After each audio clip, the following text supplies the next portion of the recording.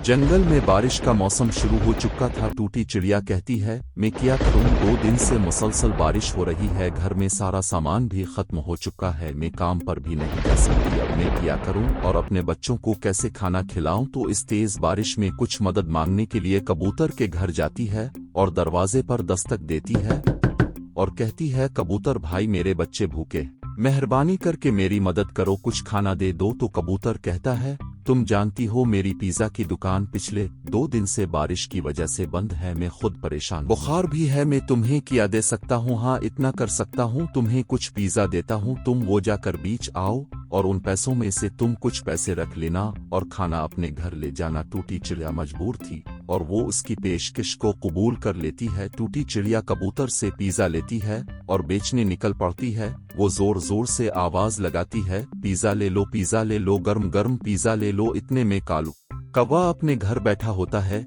इसे आवाज जाती है तो वो कहता है, इस बारिश के मौसम में गर्म गर्म पिज्जा खाऊंगा तो मजा आएगा। वो इसे अपने घर बुलाता है और इसे पूछता है, तुम्हारे पास कितने पिज्जे हैं। वो कहती है, 3 पिज्जे हैं और एक पिज्जा 100 रुपए का है। तो वो कहता है, सारे पिज्जे मुझे दे। वो खुशी खुशी सारे पिज्जे इसे दे देती है और थोड़ी देर में कबूतर के घर दोबारा जाती है और कहती है, तुम्हारे सारे पिज्जे बिक गए। तो कबूतर कहता है, शाबाश, तुमने तो कमाल कर दिया, ये लो अपने हिस्से के 100 रुपए और 2 पिज्जे अपने बच्चों को कनेला देना। तो वो अपने घर पहुंचती है तो उसका घर अपनी जगह पर नहीं होता, क्योंकि बारिश की वजह से वो उड़कर कहीं दूर जा गिरता है और उसके बच्चे साथ वाले दरख्त पर बैठे होते हैं। लेकिन वो अपनी माँ को देखकर बहुत खुश होते हैं और अपनी माँ से कहते हैं, उम्मी जान, हमारा घर उड़ गया है, अब हम क्या करेंगे। तो टूटी चिड़िया कहती है, परेशान ना हो, तुम खाना खाओ, मैं घर का कोई इंतजाम करती हूँ। वो परेशान दरख्त पर बैठी होती है तो एक परी आती है